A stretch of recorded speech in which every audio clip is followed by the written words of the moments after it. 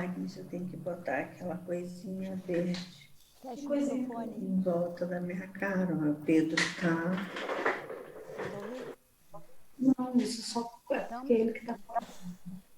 Ele que foi a última pessoa que deve ter falado. Oi, pessoal. A gente está ao vivo. Vamos agora ver aqui como é que nós estamos. Deixa eu ver se já está aqui. Deixa eu ver. Já entrou? Já entrou? Ó, eu tenho, é porque eu trabalho com 2 computadores, um aqui e outro ali.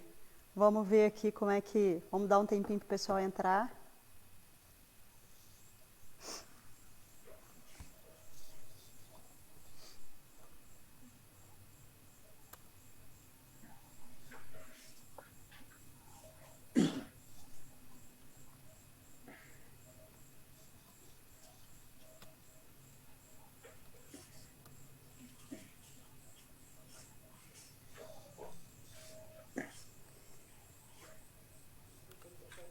Isso, o pessoal já está chegando aqui.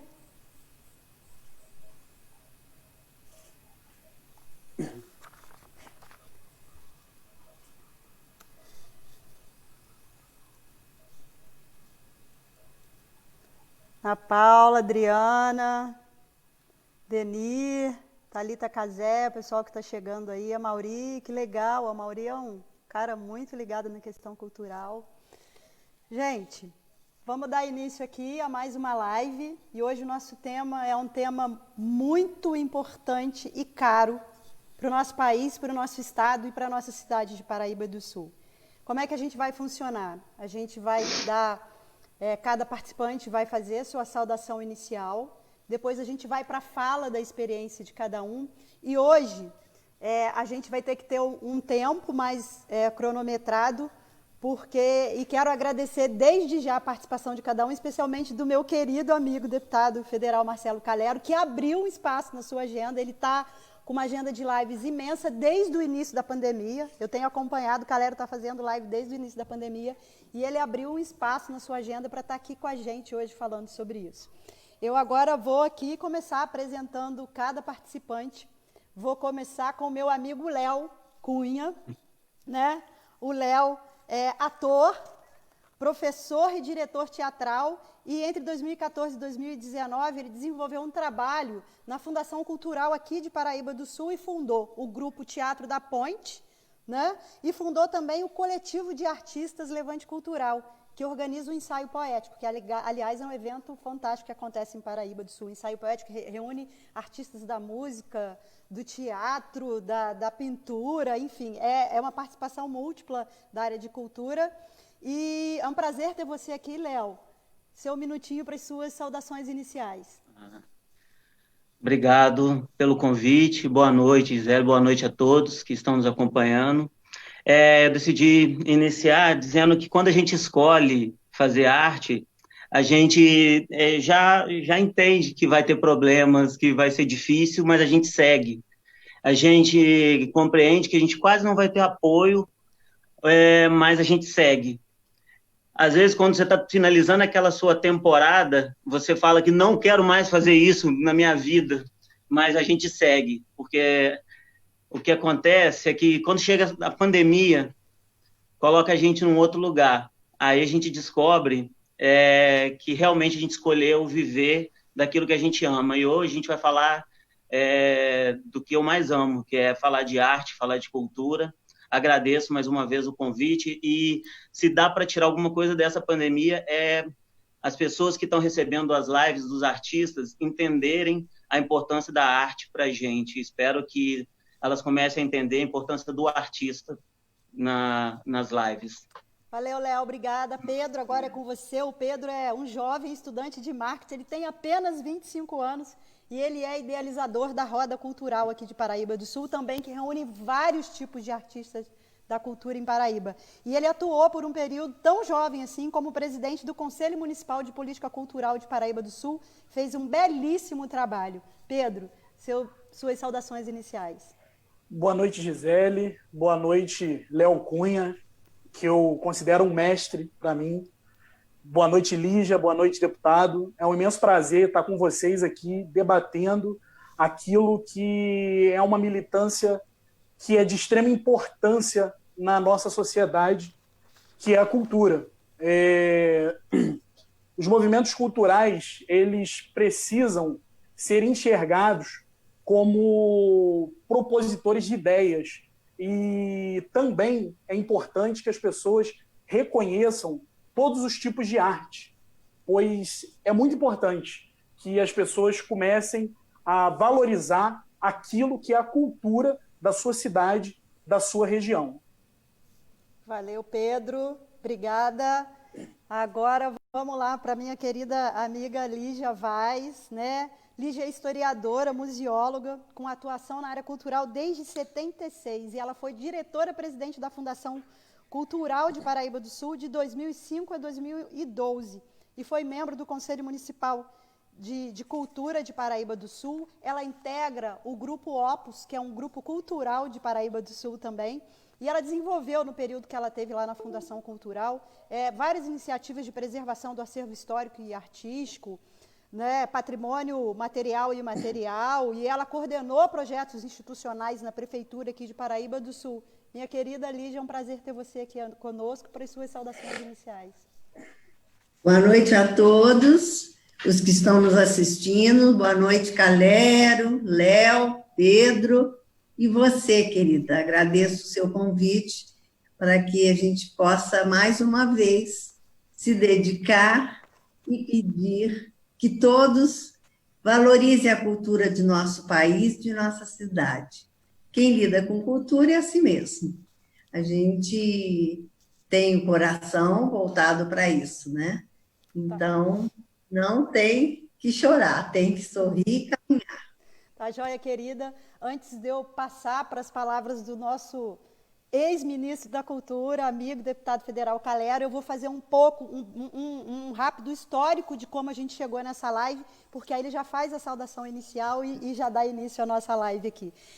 A gente conversa, eu tive conversas com vários setores da cultura de Paraíba, pessoal da música, Fábio Gama, Coia, pessoal da dança, Gisele, a Natália, o Fernandinho, o pessoal do teatro, Klebenir, que é do teatro e também faz curta-metragem. Conversei com a Vanessa Proteu, da poesia, conversei com o mestre Vinícius, da capoeira, e outras pessoas que eu não vou citar porque eu acabei não pedindo autorização para falar. Mas, a partir dessa conversa, a gente conseguiu fechar um pool de desafios comuns na cultura aqui de Paraíba do Sul, que eu vou dar, primeiro, a ausência de uma política pública que seja de Estado e não de um governo, uma política pública que seja construída pelo conjunto dos atores. Isso foi uma fala muito presente no contato que eu tive com esse pessoal. Também a ausência de um calendário com maior divulgação, para que as pessoas pudessem conhecer o que existe, quais são os talentos da nossa cidade. Conversei também com o pessoal do artesanato, tá? Esqueci de falar isso aqui. E o próprio desconhecimento desses fazedores de cultura, das linhas de financiamento que existem, seja governo federal ou seja de outras instituições, e a própria falta de palavras deles, abre aspas, a gente não tem capacidade para saber como é que a gente vai buscar recurso. A gente sabe que tem, mas a gente não sabe como e onde. A gente fica ansioso por isso. Tem uma fala também que é necessário uma união maior, isso eu estou repetindo o que eu ouvi, dos diversos atores da cultura em Paraíba, que se as pessoas se juntarem em prol do desenvolvimento cultural da cidade, a cidade pode se desenvolver melhor nessa área. Surge também a questão do linkar o potencial turístico da cidade com a questão cultural da cidade e na geração de emprego e renda, né? E surgiu também assim, a gente não tem uma porta aberta quando a gente está começando para alguém dizer o seguinte, vem que eu estou acreditando em você, a gente fica batendo, às vezes a gente machuca a mão e desanima, e outros continuam. Em síntese é isso, e essa live tem um objetivo de trazer essas diversas vozes dos fazedores da cultura de Paraíba do Sul, e aqui a gente tem uma representação enorme de 3 pessoas que fazem cultura, e que, somado à experiência do Calero, que é advogado, é diplomata, foi secretário de Cultura do município do Rio de Janeiro, foi ministro da Cultura, ele é mestre em ciência política, e hoje é deputado federal. E vamos lembrar, ele deixou de ser ministro da Cultura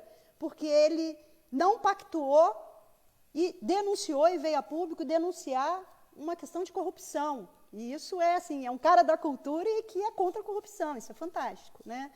E hoje ele é deputado federal e está militando nessa causa. Ele é membro da Comissão de Cultura, membro da Comissão de Educação e do Comitê em Defesa das Pessoas com Deficiência. E mais, Calero já ajudou a nossa cidade com uma emenda parlamentar para a saúde de R$300 mil e está sempre disponível para a gente. Já visto que ele abriu um espaço na sua tão tomada agenda para estar aqui hoje. Calero, as palavras são suas para as suas saudações iniciais e eu peço que você já dê início à nossa live. Com certeza, Gisele. Te agradeço muitíssimo pelas palavras elogiosas que decorrem certamente não dos meus méritos, mas de toda a sua gratidão, de toda a sua generosidade, né? Eu queria fazer uma saudação especial ao Pedro, uma saudação especial à Lígia, ao Léo, por estarem aqui conosco, essa conexão, né, com os fazedores de cultura é muito importante. E, na realidade, Gisele, continuar nessa saudação a você, pela pessoa que você representa em Paraíba do Sul, pela liderança política que você pelo que você traz já no DNA dessa cidade tão linda do nosso interior, do nosso centro-sul fluminense. Mas, mais do que isso, por você, nesta condição de líder política, trazer essa discussão de cultura, né? A Lígia, o Pedro e o Léo sabem bem do que eu estou falando, né? Não é trivial que uma liderança política entenda a cultura como uma política pública a ser fomentada. Infelizmente, o que a gente vê no Brasil, especialmente no Brasil de hoje, é que a cultura muitas vezes é vista como uma inimiga do poder, né? Um segmento que é inimigo do poder. Isso decorre de algo intrínseco que a cultura tem, que é essa capacidade de nos tirar do nosso lugar, tirar a gente do nosso comodismo, né? Por meio das experiências sensoriais que a cultura provoca, ela nos deixa inquietos, né? E não necessariamente para o mal. Ela nos faz questionar, né? E isso, muitas vezes, para aqueles que têm alguma vocação para a tirania, para o autoritarismo, isso não casa, né? Porque essas pessoas querem que todos sejam disciplinados, né? Que tenham ali o cabresto, que todos pensem exatamente como eles. E a cultura, ao contrário, ela desperta a crítica, a autocrítica também, né? De si próprio. É um questionamento que nos faz evoluir. Por isso que sem cultura não há evolução, né? Não haveria evolução da humanidade se nós não tivéssemos a cultura. E eu não sei como é que você estava pensando, Zé, eu posso fazer alguns comentários aqui gerais sobre a visão? Fica à vontade, aí depois. Ótimo, a gente... Ó, tô sem som. Você tá... Desculpa. Fica à vontade. Imagina. Você começa aí e a gente depois roda com essa galerinha aqui que eles vão falar um pouco sobre a experiência deles. Ótimo. Então é um prazer para mim estar aqui mesmo para falar desse assunto que é um dos meus favoritos e especialmente com você. Mas eu falava então que a cultura ela precisa ser urgentemente vista como uma política pública por conta de duas razões. A primeira delas eu já dei aqui uma pincelada, né? Que é uma razão que eu costumo chamar de ordem civilizatória, né? O entendimento da cultura como o conjunto de manifestações que identificam uma determinada população em um determinado território, em um determinado momento da história, né? Nesse sentido, esse forte aspecto identitário que a cultura tem, ele singulariza um povo e, a partir dessa singularização, você consegue fazer com que esse povo tenha uma verdadeira alma, não seja um amontoado de gente, né? E, gente, um povo sem alma é um povo sem presente e, obviamente, sem futuro.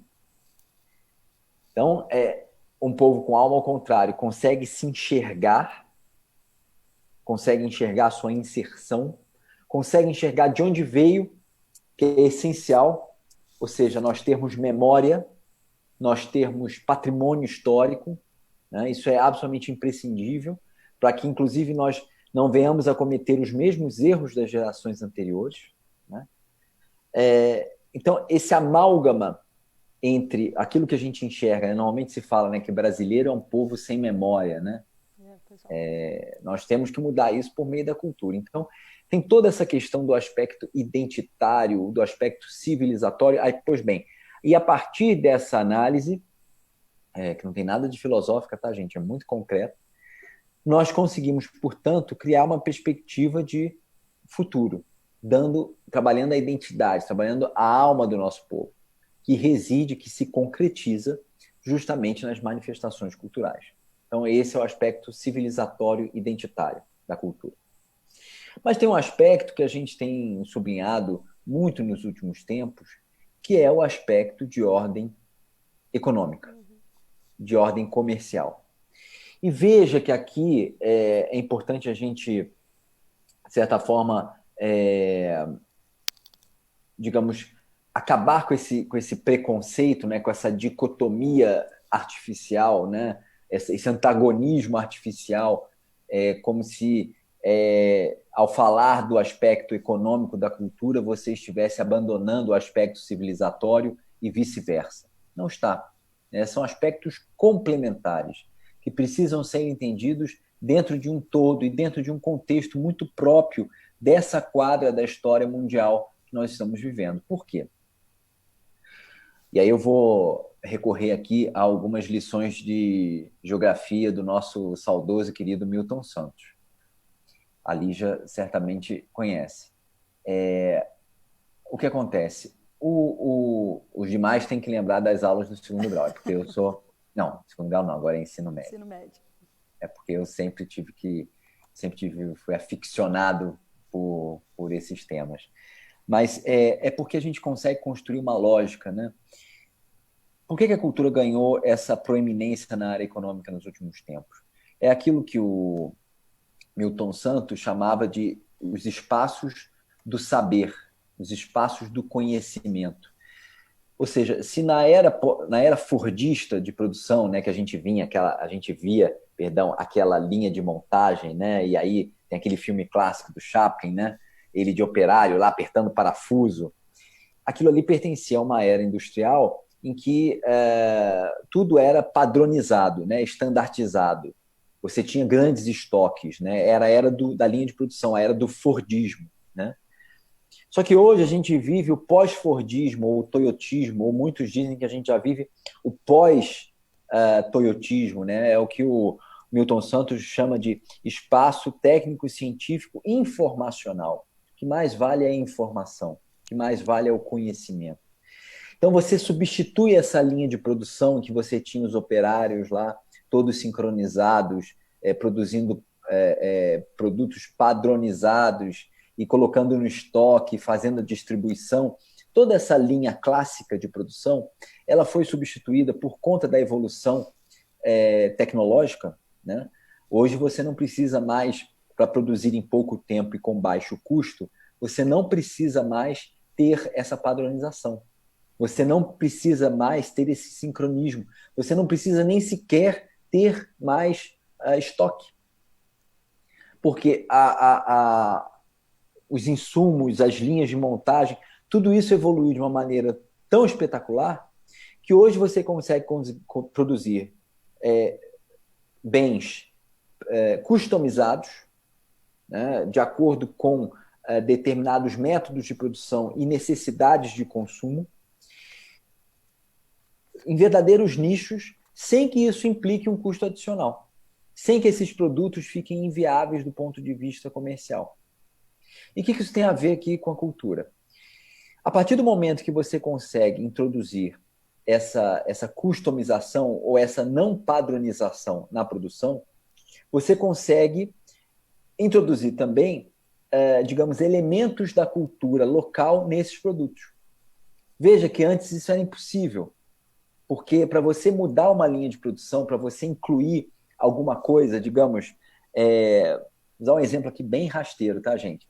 Para Nestlé passar a produzir um sorvete de requeijão com goiabada, que é uma coisa típica nossa, tinha que pedir autorização na Suíça e tinha que mudar a produção. E agora não. Agora as coisas estão muito mais flexíveis, a produção é muito mais flexível. Então você consegue trazer a cultura para dentro da linha de produção, em larga escala. E em menor escala também. Ou seja, você consegue transformar a experiência civilizatória que eu falava antes da cultura em bens tangíveis para a venda, em comércio. Então, naquele comércio está traduzida uma experiência sensorial que a cultura daquele lugar produz. É por isso que a gente não fala mais em indústria do vestuário, é a indústria da moda, porque já inclui um elemento local. Você não fala mais da indústria da alimentícia, você fala hoje da gastronomia, que aí tem a ver com você trazer algum elemento de cultura para aquela coisa que era antes padronizada. Como eu falei aí, eu usei o exemplo do sorvete. Você hoje tem essa indústria audiovisual florescendo em todos os cantos, porque você não precisa mais de estúdio. A Gisele fez um vídeo para o Renova BR sobre Paraíba do Sul, um vídeo que ficou lindo, e ela fez quase que artesanalmente, no sentido de que não havia ali nenhum profissional filmando ela, nada. Ela usou uma câmera e fez uma edição caseira, salvo engano, né, Gisele? Então, assim, você consegue hoje concretizar essas experiências culturais de uma forma muito interessante, barata e vendável. E para isso a gente chamaria, digamos, hoje a economia criativa, né? Mas, para além disso, as formas regulares ou clássicas, digamos assim, de cultura, as artes, né, por exemplo, elas também movimentam, por elas serem um produto ou algo cobiçado pelas pessoas, pelas sociedades modernas e complexas, elas são responsáveis por sustentar uma cadeia de renda e de empregos como jamais esse segmento foi capaz.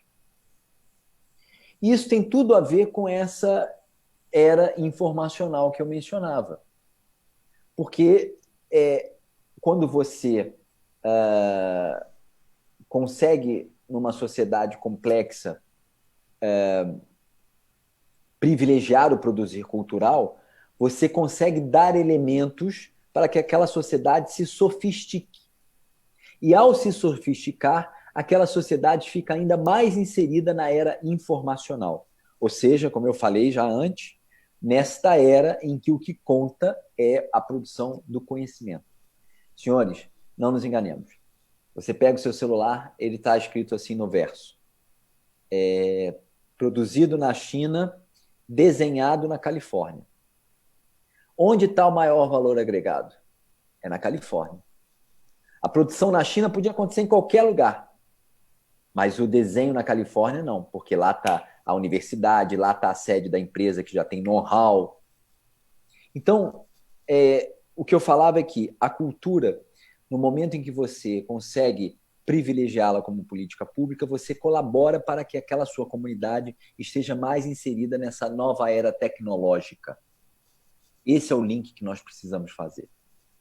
E tem um outro link que eu queria fazer, que é a cultura e educação. A Fundação Sesc Gran Rio, que todos nós conhecemos, ela fez uma pesquisa muito interessante, que mostrava o seguinte: os alunos que tinham o que a gente chama de ambiência cultural, eles tinham um desempenho acadêmico melhor. O que é ambiência cultural? É aquele aluno que tem acesso, Lígia, ao museu, Pedro e Léo, que tem acesso às artes, a um teatro, a uma roda de samba, que conseguem enxergar, que ter essas experiências sensoriais que eu falava no início da nossa conversa, que a cultura proporciona. Este aluno que tem acesso a essas experiências sensoriais, ele tem um desempenho acadêmico melhor. Ou seja, a cultura, ela tem o seu aspecto puramente civilizatório, como eu falava, tem o seu aspecto econômico, comercial, como eu falava, mas tem um terceiro aspecto, que é o seu aspecto educacional. Porque você tem, de um lado, a formação integral do cidadão, que consegue conhecer tudo aquilo que está ao seu redor, ele se insere de uma forma mais apropriada nesse seu ambiente mundo. E, por outro lado, ele mesmo sem sentir, essas experiências sensoriais múltiplas ativam o seu conhecimento, o seu saber e proporcionam a ele a possibilidade de ter um melhor desempenho acadêmico. Então, vejam que, e aí, num outro momento, eu posso falar de políticas públicas específicas, tá, Gisele? A partir das experiências de gestão que eu tive. Mas eu queria começar a nossa fala posicionando a cultura neste lugar, Gisele. Porque é muito importante que nós saibamos a responsabilidade e a missão que esse segmento carrega. Não é algo trivial, porque muitas pessoas acham que cultura é oba-oba, é só entretenimento. A cultura carrega consigo essas responsabilidades, esses vetores de ação e esses fundamentos. Se nós não somos conscientes disso, nós não conseguimos encarar a cultura primeiro com a grandeza que ela tem e segundo, com a potencialidade que ela tem. A cultura é uma potência. E eu vou encerrar fazendo a provocação. A cultura é uma potência e é uma potência especialmente num país como o Brasil. Um país diverso, um país que é reconhecido internacionalmente pela sua cultura. Eu sempre brinco que, por mais que a gente adore os talheres Tramontina, que estão presentes em todo mundo, ou que a gente ande nos aviões da Embraer, que também estão presentes em todo mundo, o Brasil não é reconhecido nem pelos talheres da Tramontina e nem pelos aviões da Embraer. O Brasil é reconhecido pelo samba, por Aquarela do Brasil, pela caipirinha, que é um produto cultural, obviamente, pela bossa nova, enfim. A cultura chega antes. No caso do Brasil, chega mais antes ainda. Muitas vezes é a única coisa que chega. Nossa. Então, nós precisamos usar a cultura, ou melhor, nos apropriarmos de maneira efetiva da cultura brasileira, seja desse ponto de vista de utilizarmos ela como política de alavancagem, política pública, seja para introjectarmos, inculcarmos em nós a importância desse setor. Tá joia, meu querido. Obrigada pela sua fala e fica aqui. Tempos modernos não nos cabem mais, que é o filme do Charlie Chaplin, da produção em série, né, e da responsabilidade nossa no fazer cultural para a nossa sociedade.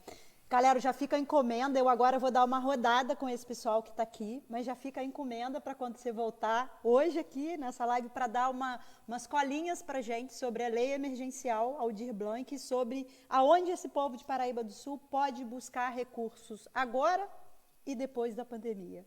Tá ok?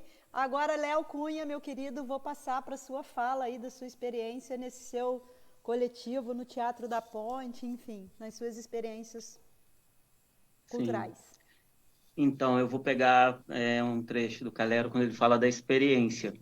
E aí eu parto da experiência como algo que acontece com a gente, e não o que acontece e a gente fica assistindo.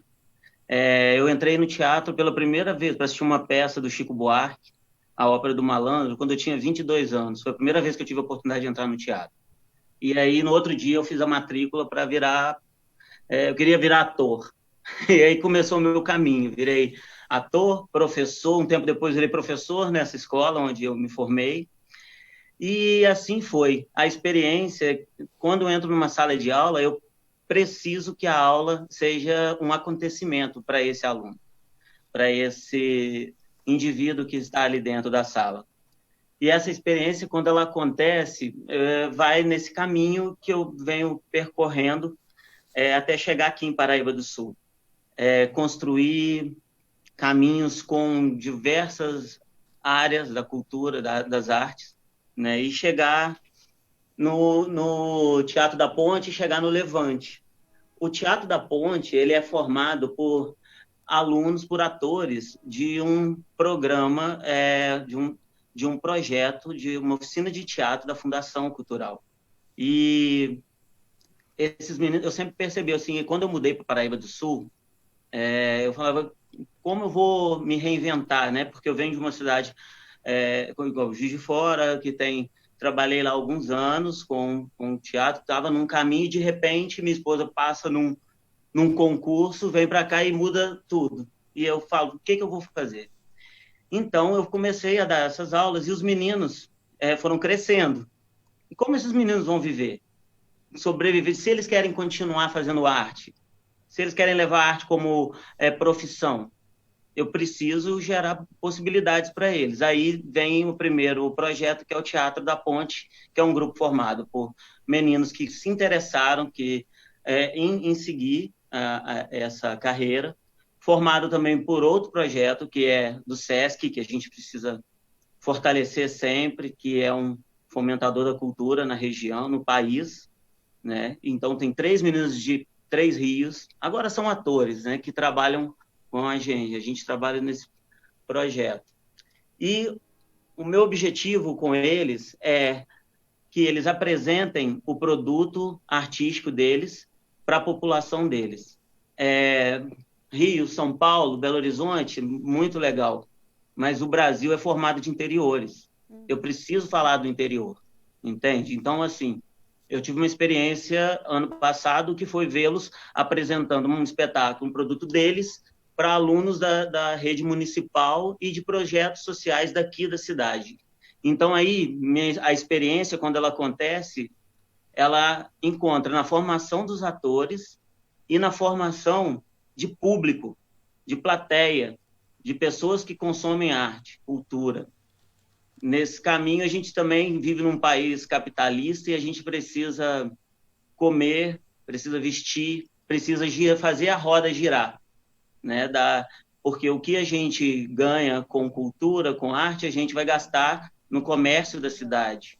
Então, quando você faz uma peça e você consegue ligar os atores que são formados nesse lugar, apresentando para pessoas desse lugar, você começa a criar esse público consumidor de cultura. E, com isso, surge o Levante, porque o Levante é um coletivo, né? O Levante Cultural é um coletivo formado por alguns desses atores, e nós somos responsáveis por buscar formas de fazer arte em toda parte. A ideia o Teatro da Ponte, ele tem como ideia principal fazer teatro em locais não convencionais. Ora porque nós optamos e ora porque falta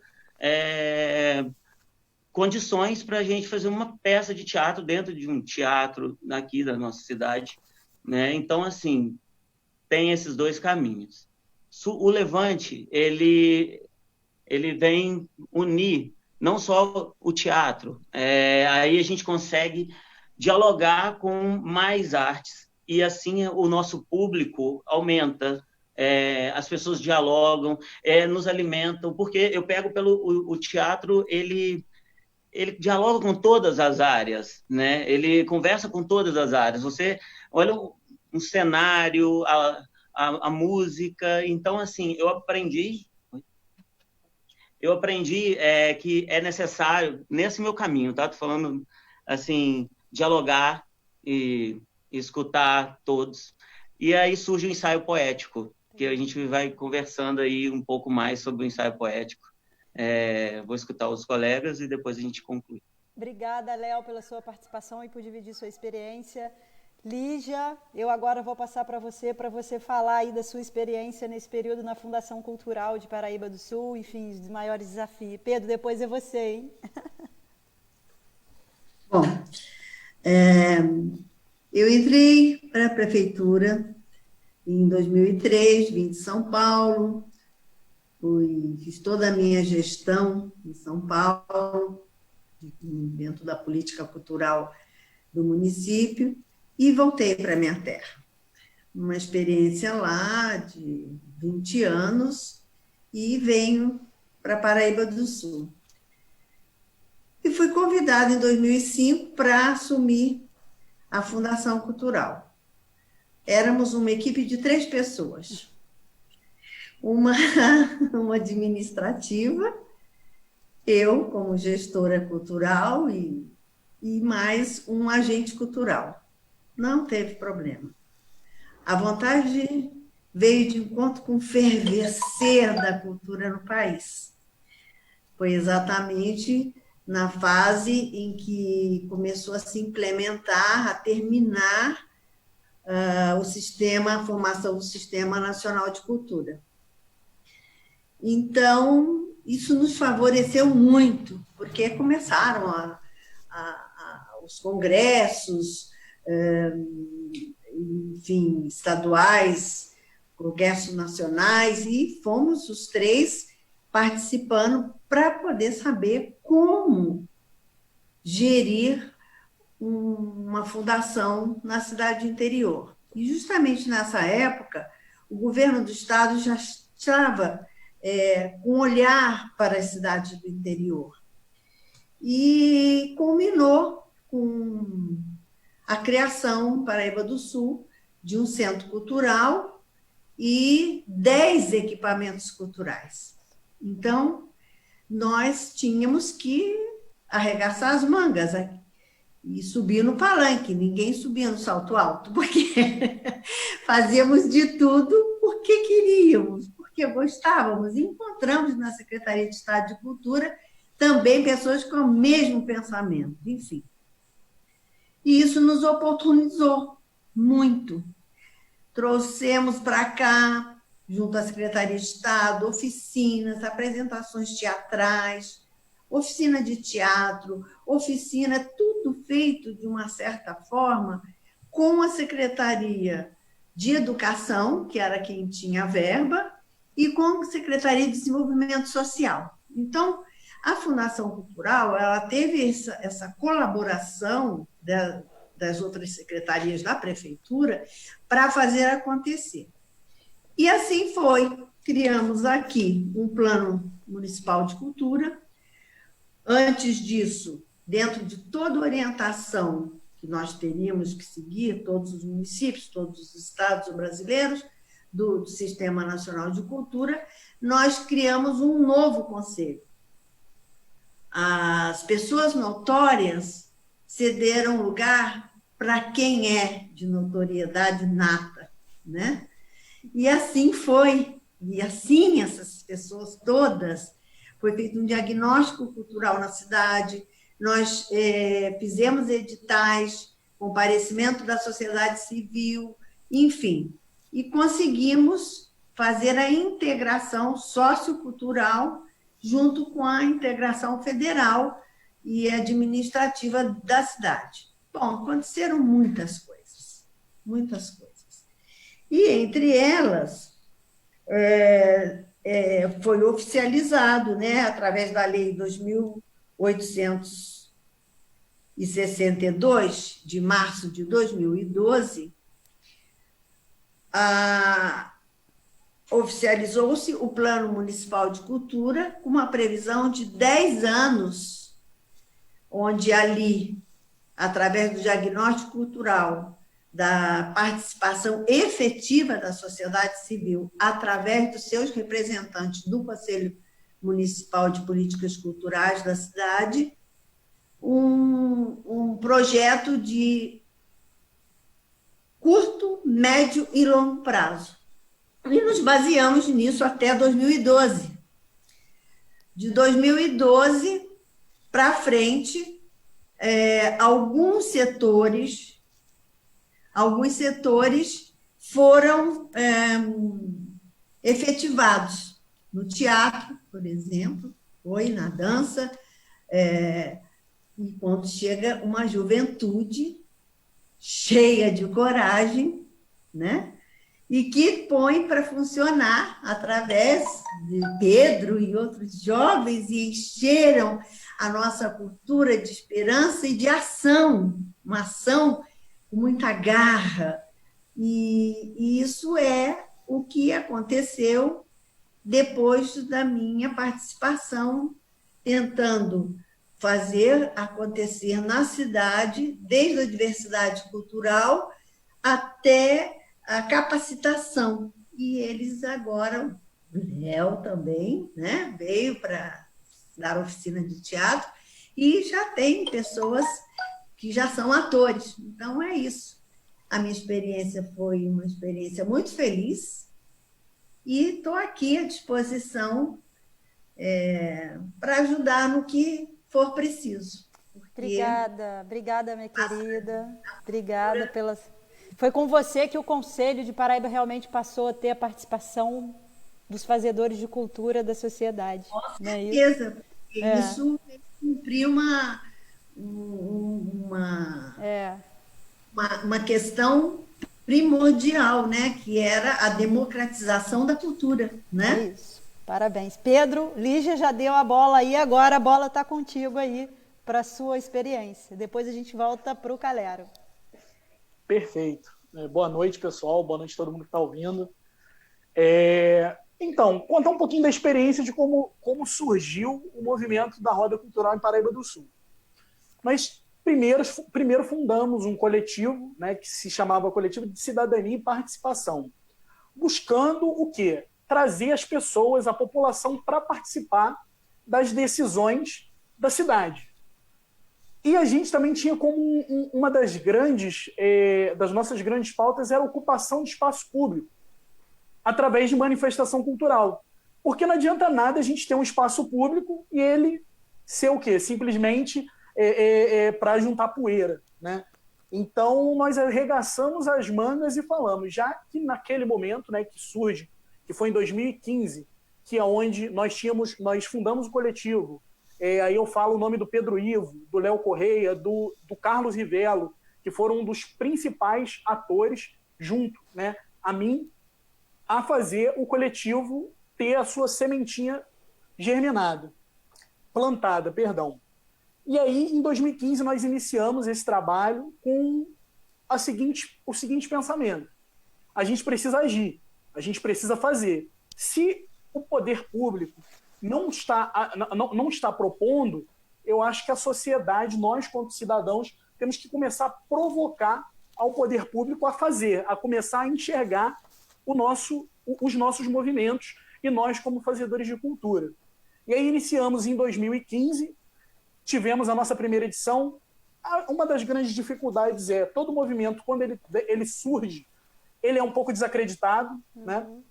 E aí nós consolidamos a nossa roda cultural na 10ª edição, que aconteceu em 2018, que foi assim de tirar lágrima mesmo, sabe? De você ver aquilo que você plantou em 2015 e as pessoas muitas das vezes não deram muita importância, mas quando você começa a fazer com que isso seja contínuo, você desperta na pessoa a importância dela estar participando, dela entender que aquilo é importante para a sociedade, entendeu? Então, a gente, em 2018, nós fizemos a 10ª edição em 2018, e como eu falei, foi de tirar a lágrima mesmo dos olhos e falar dever cumprido, sabe? Ainda não cumprido, né? Mas foi uma fase que nós enxergamos que nós cumprimos uma das nossas missões, que era lotar uma praça e fazer com que as pessoas entendam que é importante ocupar aquele espaço que é delas. E fazendo nada melhor do que o que a gente sempre gosta, que é a cultura, né? Tá joia, meu querido. Muito obrigada. E como a Lígia disse, é a juventude ocupando seu espaço. Galera, eu vou passar para você com essa missão. Tem uma pergunta aqui, galera, além da missão de você falar um pouco para a gente sobre a questão da lei emergencial de incentivo de auxílio à cultura agora e de possibilidades futuras. Tem uma pergunta aqui, me passa a pergunta, que é da Tainá, que ela fala o seguinte, se você puder nesse bolo colocar essa pergunta, porque ela fala, como é que vai ser com um setor, tá aqui, ó, vou ler, um setor que já não tinha tanto incentivo, já não tinha tanta valorização nesse momento da pandemia, agora em que está concorrendo com áreas de saúde e de educação e que, na verdade, deveriam trabalhar juntas, como a Lígia falou, que teve a oportunidade desse trabalho junto, ela pergunta o seguinte, como é que vai ficar esse desafio da cultura que já era pouco, vamos dizer assim, incentivado, valorizado e que agora vai concorrer com áreas tão mais caras, sob o ponto de vista da saúde, uma coisa mais imediata, e que ela entende, na visão dela, que esses setores deveriam estar fazendo junto, que a cultura deveria estar junto nesse processo de cuidado das pessoas. Está com você. Está sem som. Pronto. Beleza. Olha, Gisele, é um desafio enorme, porque, como eu falava, o que acontece? Hoje a gente tem um contexto em que, especialmente o governo federal, e isso acaba repercutindo nas outras esferas de poder também, ele tem uma visão muito antagônica da cultura, né? Então, assim, você já vinha num decrescendo, por conta até das próprias questões econômicas do país, você já vinha num decrescendo de atividade ou de investimentos na área cultural, né? E aí você pega, você olha a pandemia, a cultura necessariamente é o primeiro setor a fechar e o último a retomar, né? Porque a cultura vive da aglomeração, isso é próprio da cultura, né? Então é muito problemático nós vivemos todo esse contexto, e foi justamente aí que entra a Lei de Emergência Cultural, né? A Lei Aldir Blanc, que foi pensada muito no sentido de que a gente pudesse contemplar as categorias que trabalham na área cultural, mas também os projetos, né? Os centros culturais não públicos, né? Porque nós sabemos, inclusive, que muitos desses centros culturais eles não apenas funcionam como centros culturais tal qual, mas são verdadeiros centros comunitários, né? Onde a comunidade se reúne, se reconhece, trabalha, enfim, tem esse aspecto muito de comunidade. Então, o que acontece? A lei ela cria o benefício, estende o benefício emergencial dos R$ 600 para várias categorias da cultura, esse é um ponto, e, ao mesmo tempo, por meio dos fundos municipais de cultura, e a importância disso, ela estende esse benefício para essas instituições culturais que têm algum tipo de cadastro como instituição cultural, seja cadastro federal, municipal ou estadual. Mas quem vai operar isso é o Fundo Municipal de Cultura, vai ser uma transferência fundo a fundo. É claro que ainda a gente está esperando a sanção do Bolsonaro, e aí vem o regulamento, mas a operação em termos gerais vai se dar pelo município. Então, a Lígia falava sobre esse trabalho que foi feito em Paraíba do Sul, justamente no sentido de que o município tivesse o Fundo Municipal de Cultura, que tivesse o Plano Municipal de Cultura, o CPF, que a gente chama, né? Conselho, Plano e Fundo. Então, assim, isso é muito louvável, porque é isso que vai permitir que esse instrumento que foi previsto na Lei Aldir Blanc chegue efetivamente a quem precisa, né? E uma coisa também da fala da Lígia que me chamou bastante atenção foi essa preocupação que vocês têm em Paraíba do Sul, que é uma preocupação muito própria de cidades até muitas vezes maiores, né?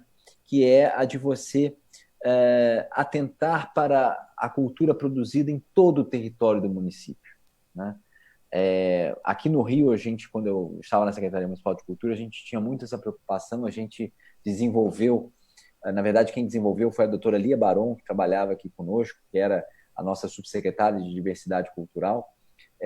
Nós tínhamos esse conceito da territorialidade do investimento na cultura, ou seja, é você garantir que o investimento público ele consiga enxergar e chegar em todas as manifestações culturais que são produzidas naquele determinado território, né? Isso é muito importante, porque essa diversidade que eu comentava, que é tão própria do Brasil e que faz com que nós sejamos essa potência cultural, ela advém precisamente da diversidade cultural. Se nós não incentivarmos a diversidade, se nós não criarmos mecanismos de promoção dessa diversidade, de manutenção dessa diversidade, a gente começa a perder os nossos ativos culturais. Então, quando você vai para uma gestão municipal, em que você tem essa ligação tão forte, tão imediata, tão perene com o território, com o município, aquele prestador de serviço que está na ponta, né? Ninguém mora num estado, as pessoas moram no município, né? E é o município que tem que prover serviços ao cidadão. Então, da mesma forma, a gestão de cultura, quando você tem essa visão municipalizada, você consegue enxergar onde o dinheiro precisa chegar, onde a política pública precisa estar atuante. E mais do que isso, as tuas métricas de avaliação, elas conseguem ser muito mais eficientes, porque você consegue ver o número de pessoas engajadas, você consegue entender a cadeia produtiva que está relacionada àquela manifestação, como é que ela vai se desdobrar em outras, né? o quanto aquilo é identitário do lugar, o quanto aquilo está enraizado ou traduz uma trajetória histórico-civilizacional daquele lugar. Então, assim, ter esta consciência da cultura como política pública e como política pública municipal, buscando a territorialização, como eu falava, dos investimentos, é o percurso, é o caminho para o sucesso no que diz respeito a uma política integrada de cultura. Calero, obrigada. Tem uma pergunta aqui do André Vieira Colombo, que ele diz o seguinte: uma grande parcela dos municípios não possuem o CPF, né? Que é exatamente o tripé que você falou, conselho, plano e fundo.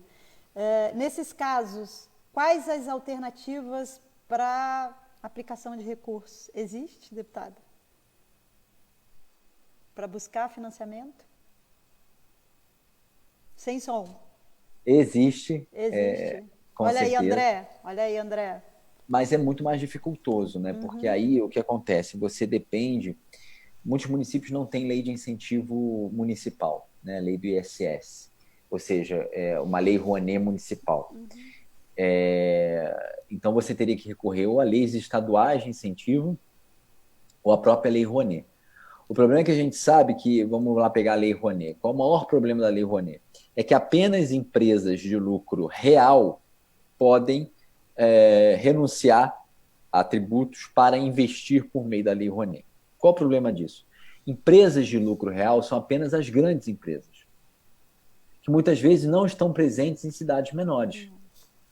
Então, a nossa batalha hoje é para que empresas de lucro presumido, que aí você pega uma gama enorme de empresas pequenas e médias, a nossa batalha é para que essas empresas também possam participar do mecanismo de renúncia fiscal.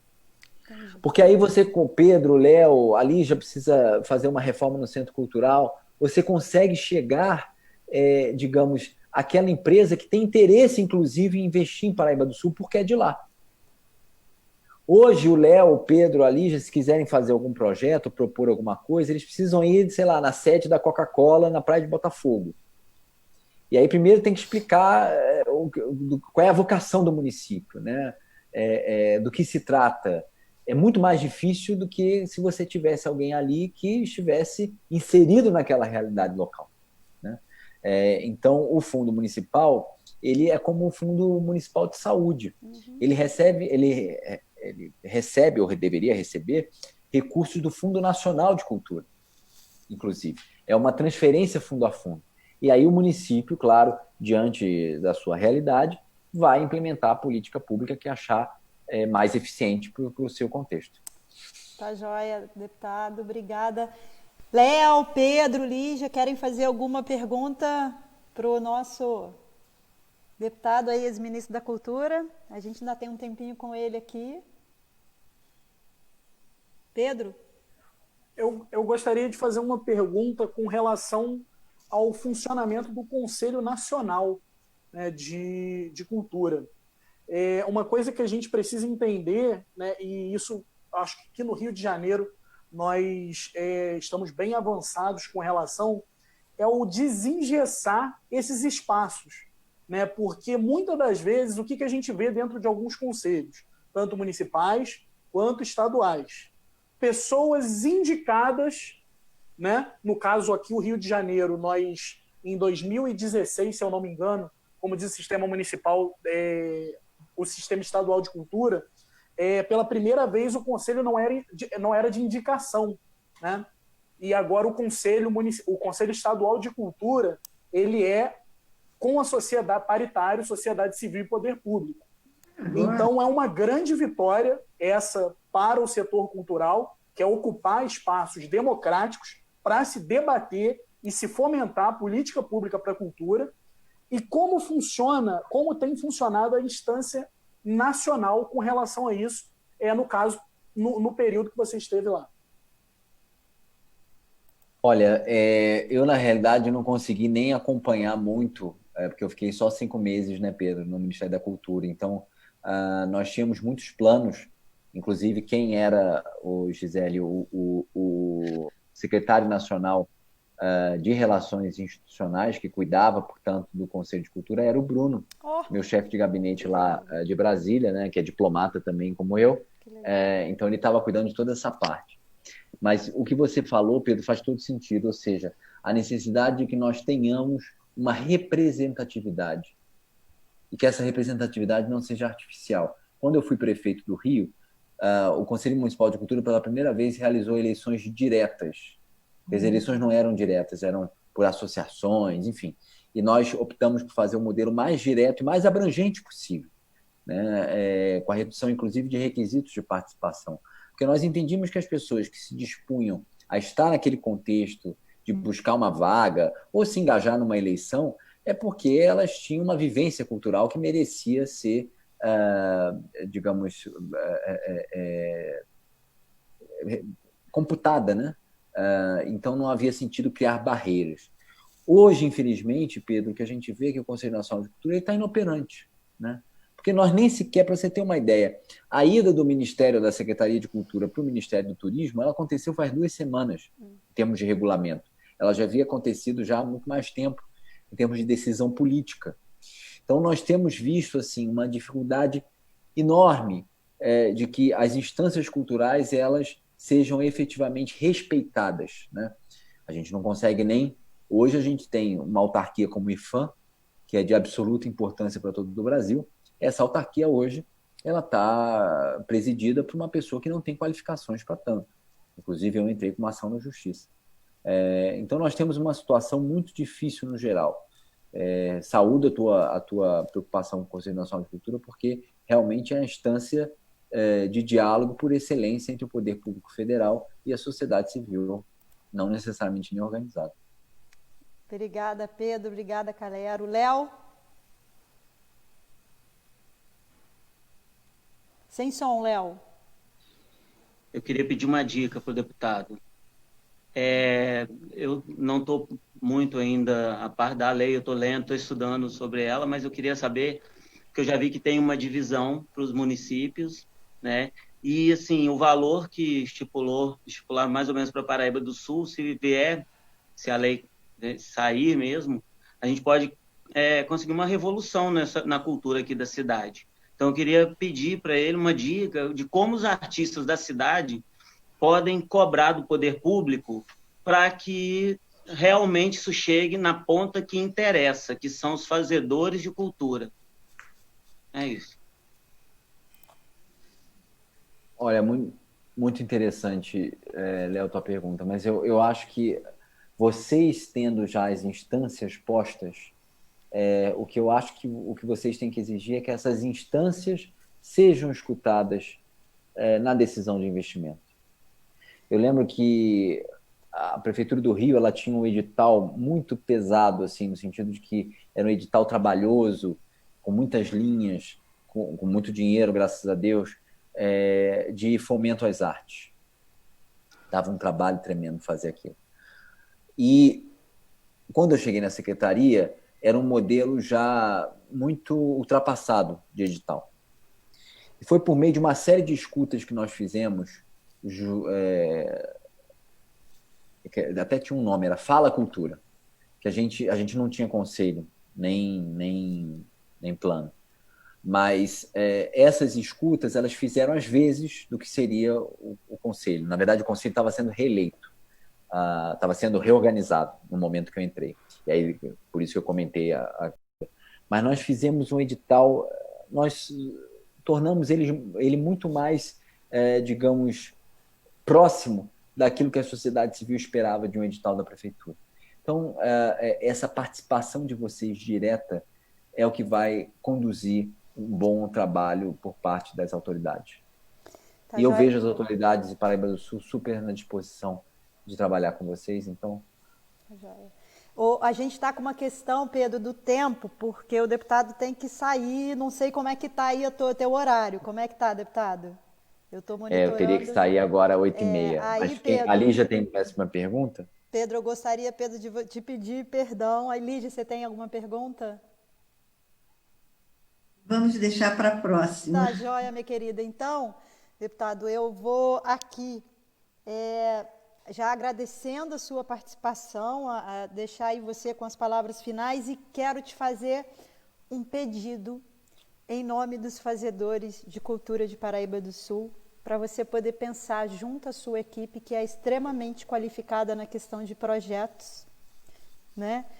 Se a gente pode pensar em fazer uma reunião com os fazedores de cultura de Paraíba do Sul, com algum membro da sua equipe, no sentido de dar uma orientação para essas pessoas na questão do auxílio emergencial, na questão de se organizar, caso essa lei seja aprovada, e se você que está lá entende que existe a possibilidade dessa lei ser sancionada pelo presidente. E aí você já faz as suas considerações, e fica aqui o meu agradecimento. Imagina, Gisele, eu que tenho que agradecer muito. Na verdade, assim, supostamente há um acordo para a sanção da lei, eu espero que o governo cumpra esse acordo, né? Nós temos uma lei de minha autoria, já foi vetada pelo Bolsonaro no início do ano, a lei do audiovisual, infelizmente. Nós estamos batalhando para derrubar esse veto. Eu, sinceramente, espero que isso não aconteça com a lei de emergência cultural. É claro, nós estaremos à disposição, com certeza, para ajudar vocês. E queria muito agradecer a presença do Pedro, da Lígia, do Léo, porque vocês fazem a gente não esmorecer também, né? E mais do que isso, Gisele, agradecer a você como liderança política que a tua disponibilidade e a tua sensibilidade de trazer esse tema para a nossa discussão. Então, quero te agradecer muito, muitíssimo obrigado a todos vocês e a toda a nossa audiência, com certeza. Obrigada. Boa outra live para você. Pessoal, a gente vai continuar aqui ainda. O deputado tem que sair porque ele tem uma outra live, mas a gente vai continuar aqui ainda junto com vocês. Obrigada pela sua participação, Calero. Obrigado. Até mais. Tchau. Tchau, tchau. E aí, galera, vamos continuar nós aqui. Estamos todo mundo, né? Pedro quer falar? Pedro, vamos lá. Eu vou dar uma olhadinha para o lado, que eu vou ver se tem mais alguma pergunta aqui. Fala lá, Pedro. A minha pergunta, que seria direcionada ao deputado, acho que você fez no final, e é isso que a gente espera muito, né? Que ele, quanto deputado federal e um militante da cultura, possa ajudar com que os fazedores de cultura, né, principalmente do interior, tenham esse suporte de como acessar a lei emergencial para a cultura. E isso é muito importante para a gente. Tá? Então, Pedro, eu acho que, né, olha, a coisa juntou, né, porque o deputado já colocou a equipe dele à disposição, e eu conheço, é uma equipe extremamente qualificada em termos de projeto. Então, fica aí, galera, o desafio da gente organizar os fazedores de cultura de Paraíba do Sul para marcar essa reunião com a equipe do deputado, no sentido da gente transmitir informação e apoiar essas pessoas para elas se organizarem, para terem direito ao auxílio que a gente acredita que será sancionado pelo presidente. E aí eu quero trazer, assim, fora da lei emergencial, a gente tem financiamentos no governo federal, no Fundo Nacional de Cultura, e ficou assim, um estudo que a Confederação Nacional dos Municípios que fez, que congrega todos os municípios do país, dos 5.570 municípios, gente, apenas 239 levaram 67% desses recursos. E os municípios do interior estão completamente excluídos, exatamente por essa falta de uma equipe técnica que possa dar suporte aos fazedores de cultura. Então, eu acho que está aí colocado o nosso desafio da gente se juntar para apoiar essas pessoas. Está com vocês aí a fala. Quem quer? Léo, Lígia? Léo, você está sem som. Tem perguntas tem uma gente pergunta também, aqui. que eu estou vendo a Ronaira, o Fala André. aí. Lê a pergunta da Ronaira aí, Léo. Eu não consigo ler aqui. Vou descobrir. Meu ponto me... Tem uma aqui que diz o seguinte, que é do Fábio, fisioterapeuta. Sei que a cultura afro abrange a capoeira, porém, num conselho municipal, ela não teria que ser diferenciada ao conquistar uma cadeira? Eu tenho uma fala, mas algum de vocês quer responder? Não tenho. Essa cadeira da capoeira, Conselho Municipal de Cultura, a capoeira está inserida no contexto dentro de um segmento no Conselho Municipal de Cultura. E, aproveitando esse gancho da questão do Conselho Municipal de Cultura, eu quero dizer para o Léo que ele pode recorrer ao Conselho Municipal de Cultura baseando-se na Lei 2.862, de 6 de março de 2012, que essa lei constitui o Conselho Municipal de Políticas Culturais de Paraíba do Sul no principal articulador no âmbito municipal das políticas públicas de cultura, gestão compartilhada com demais entes federados e sociedade civil. Existe uma lei no município que te dá esse respaldo para que você, na questão do Fundo Municipal de Cultura, Tá joia. que, infelizmente, em 2012 eu fui destituída do meu cargo e não sei informar se existe o Fundo de Cultura ou não no município, porque eu não pude dar continuidade ao trabalho, porque dentro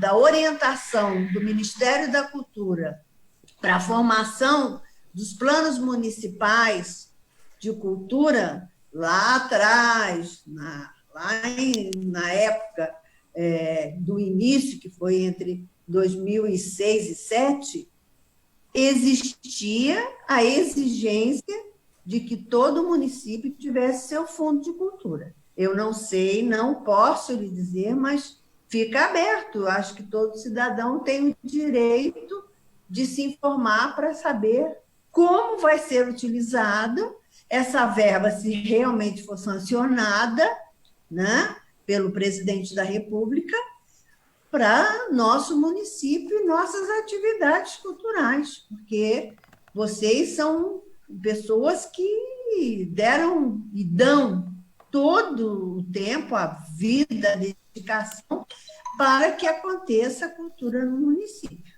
Né? Tá joia, Lígia. Obrigada. Representando isso. Obrigada. Obrigada, minha querida. Olha só, a gente tem 3 perguntas aqui, uma da Thaís e 2 da Ronaira. Então, eu vou fazer as 3 perguntas dos profissionais que não são da área nem capacitados, são professores que pegam as aulas para cumprir a carga horária. Essa aqui eu vou pegar para responder, mas já vou deixar, Léo, que eu acabando de responder, eu passo para você, que são as 2 da Ronaira, para você falar sobre a Lei de Incentivo de Cultura de Juiz de Fora e sobre o programa Gente em Primeiro Lugar, que você coordenou. Eu vou responder aqui a da Thaís. Thaís, eu peguei para responder porque sou pedagoga também, né? E essa questão acontece muito nas escolas públicas, infelizmente, de pegar professores, e não é uma especificidade de Paraíba da escola municipal, uma especificidade do setor público, de pegar professores para dar disciplinas.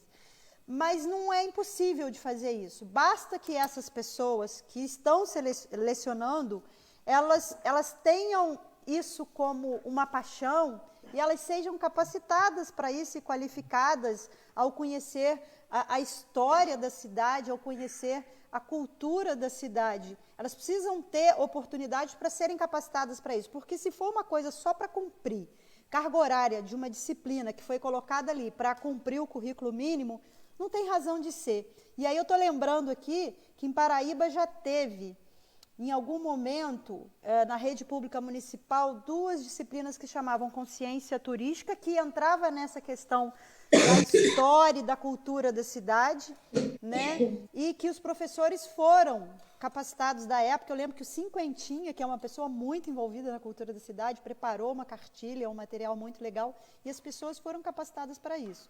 Só colocar os professores para cumprir uma carga horária não é justo com a disciplina, não é justo com os alunos e não é justo com os professores, porque eles também devem sofrer uma angústia de ter que estar fazendo alguma coisa que não necessariamente eles gostariam.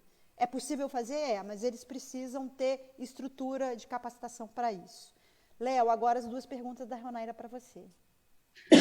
Beijo, Ronaira. Obrigado pelas perguntas, porque faz parte do meu caminho, me ajudaram a me formar como artista, tanto a lei quanto o Gente em Primeiro Lugar. Estou engasgado aqui com o Gente em Primeiro Lugar, que é forte, é puxado. Mas vamos para a lei primeiro. A lei, ela é diferente da Rouanet. A lei de incentivo à cultura de Juiz de Fora, ela, você entra no edital com o seu projeto, ela abrange todas as áreas, e se você for contemplado, você coloca o seu projeto para funcionar. E, assim, o que eu acho interessante e é importante para a gente, que não é se você é contemplado, você não vai atrás da captação desse recurso. Não, você já recebe o recurso para colocar o seu projeto em andamento. E o que eu acho importante também, e as pessoas entenderem, que quando você escreve num edital, você tem que fazer uma contrapartida. A lei, você, por exemplo, o teatro, você fez uma peça, pagou dignamente os integrantes da sua equipe, você vai, por exemplo, apresentar essa peça para as escolas públicas da cidade. Então, uma parte do que você produz é destinado à fundação. A lei, a prefeitura passa essa verba para a fundação, como fundação daqui também, né? E aí você, por exemplo, fez um livro, escreveu um livro, parte desse livro vai atender as bibliotecas da cidade, o CD, e assim a lei ela é muito importante para a gente lá em Juiz de Fora, foi importante para mim, e ainda esse ano passado, foi 1,5 milhão foi distribuído. Então, assim, colabora muito, e principal, ela foi construída diante de muita discussão, as pessoas participam, existem possibilidades de você se capacitar para você escrever nos editais, né? E é isso, assim, eu falo do lugar de artista, né? Não gestor. Então, assim, o que eu posso falar é isso. Quanto ao programa Gente em Primeiro Lugar, muita coisa que eu aplico aqui em Paraíba do Sul, eu tive a honra de participar desse programa. É um programa sociocultural que ele começou atendendo aos locais onde a arte não chegava. Essa era a ideia. E aí foi feito um trabalho em conjunto com a Secretaria de Assistência Social, Secretaria de Esporte e a Secretaria de Saúde, junto com a FUNALFA. A FUNALFA assumiu esse programa, né? Começou com cerca de...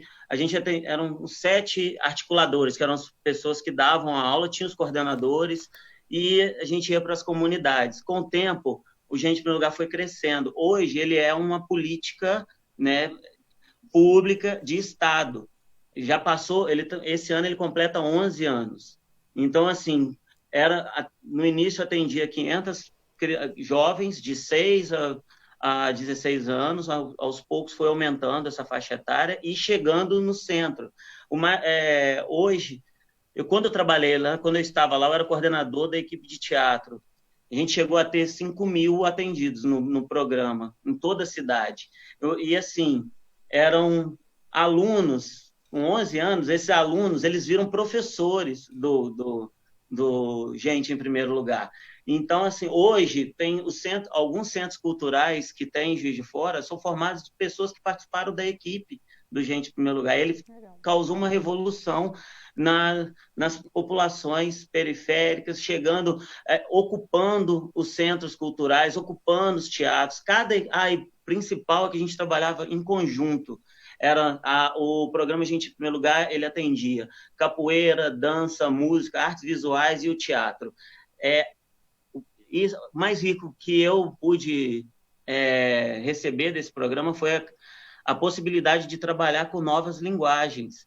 E ter essa possibilidade, eu trago um pouco do meu trabalho, eu trago para cá, assim, tudo que eu tento fazer aqui, eu tenho esse histórico do Gente em Primeiro Lugar, que hoje tem pessoas, igual aqui também, a gente já começa a colher os frutos, né? A gente, dentro do Levante e do Teatro da Ponte, você tem o Messias, que está fazendo faculdade de música, a Beatriz, que está na faculdade de teatro. Isso só é possível quando você coloca um programa que você dá continuidade. E por isso que eu falo com tanto carinho do Gente em Primeiro Lugar, que ele formou milhares de pessoas e me formou também como profissional, entende? É nesse sentido que a minha fala E é isso, a gente tem que ter pessoas que debatam, não adianta a gente dividir, a gente tem que multiplicar, né? E assim, claro, eu como teatro, como cheguei no Gente em Primeiro Lugar querendo puxar para o teatro, mas aí eu aprendi que você tendo outras áreas é muito mais potente, né? Isso, e hoje nos meus trabalhos sempre tem. Valeu, Léo. Olha só, Pedro, eu vou passar para você com uma pergunta e após essa pergunta, se você puder responder, já fazer suas considerações finais, que aí a gente roda já para o encerramento, tá? Léo, só um resumo. Você falou de um edital, o edital é exatamente a democratização do acesso. Todo mundo que lê aquele edital pode se qualificar para receber aquele recurso. Sim, e que você sim. falou uma coisa interessante, que é a expansão da cultura para as áreas colocadas à margem, são aqueles territórios onde a cultura. São experiências legais e que a cabeça está fervilhando. Pedro, a pergunta que vem aqui, e que eu coloco para você, se você se sentir confortável para responder, tem a pergunta foi a Sandra Godoy? Suzana Godoy, quais são os eventos culturais que tem na cidade e se tem, são poucos divulgados? Se você puder responder isso e já partir para as suas considerações, que a gente faz a rodada aqui para o nosso encerramento, porque você também tem um compromisso. Eu queria só responder Claro. antes, rapidinho, a pergunta do Fábio, Claro. né, que é com relação ao entendimento da capoeira. Uhum. Fábio, no meu entendimento e pelo entendimento da Lei 2862 de 2012, com a alteração em 2017, através do Conselho, né, e através de lei, que é a 3398 de 2017, a capoeira faz parte do segmento hoje de matriz africana. Mas a Lei 2862, ela especifica que quando se existe movimentos organizados que clamam ocupar espaços democráticos como o Conselho, via lei e via as discussões do Conselho, é importante e é garantido que esses segmentos criem e tenham direito da sua cadeira para defender o interesse do coletivo. Com relação à pergunta da Sandra, nós temos a Roda Cultural, que é um dos eventos culturais vindos da sociedade civil. Nós temos também a Batalha da Beira, que é um movimento organizado da sociedade civil, que são rappers e poetas. Não sei se vocês conhecem o slam que acontece, né? É a mesma metodologia que se reúnem embaixo da ponte Velha, onde nós temos um espaço cultural, que inclusive também o Teatro da Ponte surge dali. Então é importantíssimo esses espaços culturais terem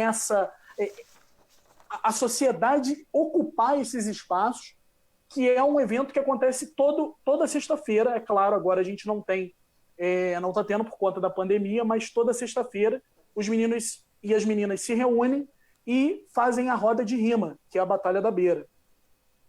E para encerrar, em primeiro momento eu queria agradecer a todos vocês de estar dentro desse espaço, que é muito bacana a gente poder falar sobre cultura, esse espaço que dá voz para nós, fazedores culturais, estarmos debatendo com gestores de cultura da nossa cidade.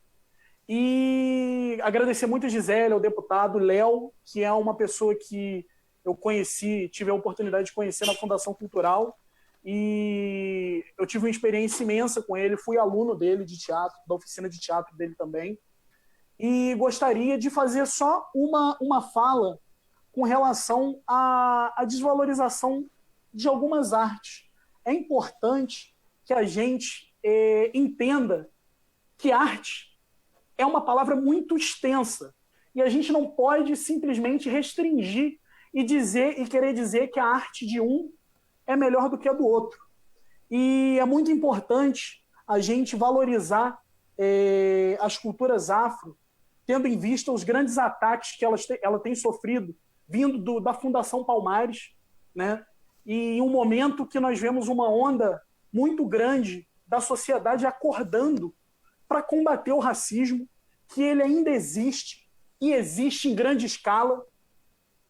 é importante ver a sociedade se mobilizando e a gente ocupando esses espaços que são democráticos e de direito nosso. Eu queria agradecer aqui, em nome da Roda Cultural, o Pedro Ivo, estendo a todos os integrantes da Roda Cultural, ao Andrés, da Batalha da Beira, estendo a toda a Batalha da Beira, ao mestre Vinícius Careca e o mestre Baldez, e aí agradeço muito sempre a parceria deles, que falam em nome da capoeira, e eu não podia deixar de agradecer uma pessoa que, para mim, foi de um conhecimento imenso e trouxe muita informação e ajudou muito a gente em construção de política cultural aqui na cidade, que foi o presidente da Fundação Cultural, Lael Rocha, que trouxe muita esperança para a gente com relação à cultura e que foi um mestre para a gente também dentro da Fundação Cultural e dentro das políticas culturais da cidade. Tá joia, Pedro, obrigada. Lígia, estou passando para você agora para as suas palavras finais. Agradeço a Pedro pela continuidade, pela juventude, por saber fazer, e o Léo, né? Léo, querido, a questão do teatro é uma questão muito, muito, muito boa em todos os sentidos. O teatro escola, o teatro oficina, enfim, essa questão teatral no município, ela vem desde o início do século XIX. Nós temos uma raiz aqui, italiana, dos Visconti, que foram os primeiros atores e criadores de um grupo de teatro, né? Aqui na cidade. Recebemos muitas peças fora, e o teatro é que movia realmente a cultura de Paraíba do Sul, dos primeiros tempos, move até os dias de hoje, e o meu respeito enorme por vocês que vieram para a nossa cidade. Pedro veio menino, mas tem ajuda muito grande dos pais, que também se integraram na questão cultural da cidade, e você, que está aqui com sua família. Obrigada a todos que nos seguem, e a essa pessoa que estimo tanto, sou tão grata, e todos nós somos, que é Gisele. Gisele, muito obrigada, querida. Você faz crer que os Gobes sempre amaram essa cidade. Um beijo e um grande abraço. Obrigada, meu amor. Que palavras gentis. Vou te agradecer no final. Léo, para suas considerações finais. Bom, Gisele, primeiro eu gostaria de agradecer muito a você pelo espaço. Como eu te falei, falar de coisa que a gente ama tanto das artes, falar de uma paixão, a gente fica nervoso de véspera. Parece que eu estou entrando numa estreia, estou na coxia, com o coração batendo, boca seca. Mas muito feliz, muito obrigado. Pedro, gostaria muito de agradecer. Estar com você aqui, sendo um professor de teatro, isso é muito valioso. Então, assim, muito obrigado, porque essa parceria é muito bacana. Ver você na experiência teatral e agora juntos no movimento. Obrigado. Lígia, você foi a primeira referência que eu tive quando eu cheguei em Paraíba do Sul. Então, eu queria muito agradecer a você e a sua irmã Regina por abraçarem a mim e a minha família aqui. Né? Então, assim, tem muitas pessoas que eu gostaria de agradecer. Eu queria agradecer em especial ao Teatro da Ponte. O John, o Luiz, a Larissa, o Patrick, a Mariana, a Beatriz, a Camila, o Arthur e ao Messias. O Messias é o diretor artístico que eu prezo muito. Muito obrigado por eles. Também agradecer as pessoas que me abraçaram aqui, o Joel Santiago, que é uma pessoa fundamental de Três Rios e fundamental para a cultura aqui na nossa região.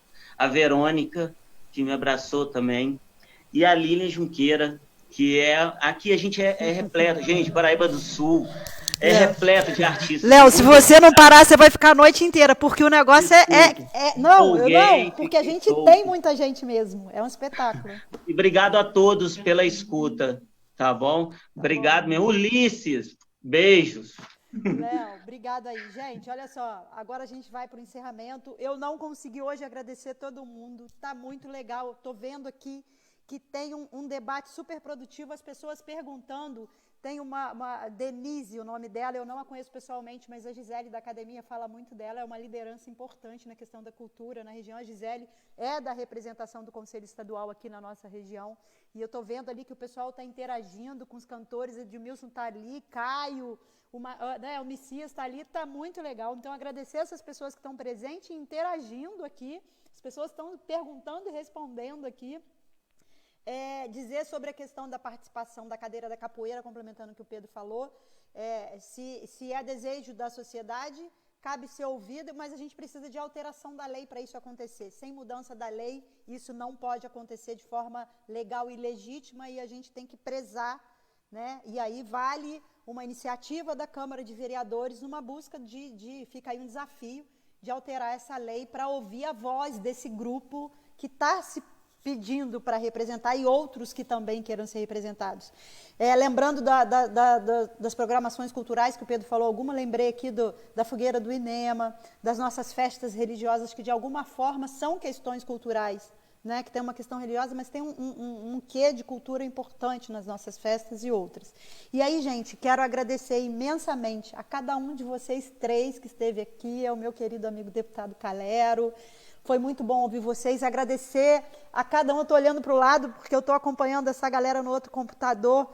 Como é bom ver, é de arrepiar. Eu estou arrepiada de verdade aqui, de ver a interação que está rolando aqui no Facebook. É porque não dá para ver, mas está arrepiado, é emocionante. E dizer o seguinte, prestar toda a minha solidariedade e apoio a vocês que são os fazedores de cultura, e que tiveram suas atividades paralisadas, que são atividades que falam da alma, da vida de vocês e que falam da questão econômica, de colocar comida na mesa, e que vocês estão com as suas atividades paradas. A minha solidariedade a vocês e o meu reconhecimento da importância que vocês têm na nossa sociedade como mantenedores da nossa cultura, da nossa tradição, dos nossos valores, e também da importância econômica, que quando bem reconhecidos, vocês, nas suas competências, podem ajudar muito na geração de emprego e de renda aqui para a nossa cidade de Paraíba do Sul. A vocês, a minha solidariedade,